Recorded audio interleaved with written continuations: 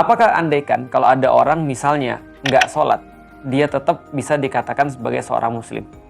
Jawabannya adalah tetap bisa. Karena ketika ada orang nggak sholat, tapi dia masih meyakini bahwasanya dia punya Tuhan adalah Allah, lantas dia tetap meyakini bahwasanya dia punya kepercayaan-kepercayaan berupa rukun iman dan rukun Islam, maka dia tetap adalah seorang muslim meskipun dia tidak sholat. Dia dianggap sedang melakukan kemaksiatan besar, tapi tidak mengeluarkan seseorang itu daripada Islam. Yang kedua, apakah ketika ada orang yang membunuh, orang itu tetap bisa dianggap sebagai seorang muslim? Jawabannya adalah bisa.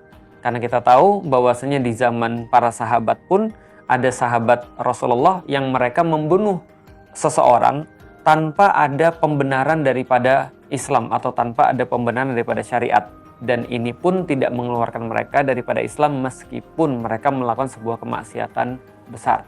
Apakah ketika seseorang misalnya, yang ketiga, minum khamar, apakah dia tetap digolongkan sebagai seorang muslim ataukah dia masih menjadi seorang muslim?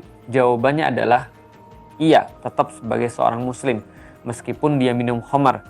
Karena kita tahu di masa Rasulullah pun ada yang minum khamar dan itu tidak membuat Rasulullah SAW mengeluarkan dia daripada Islam.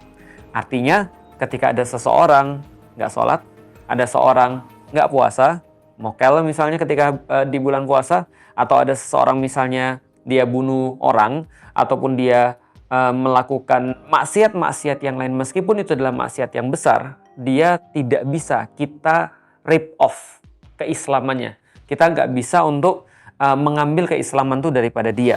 Dia tetap saja seorang muslim meskipun dia bermaksiat besar.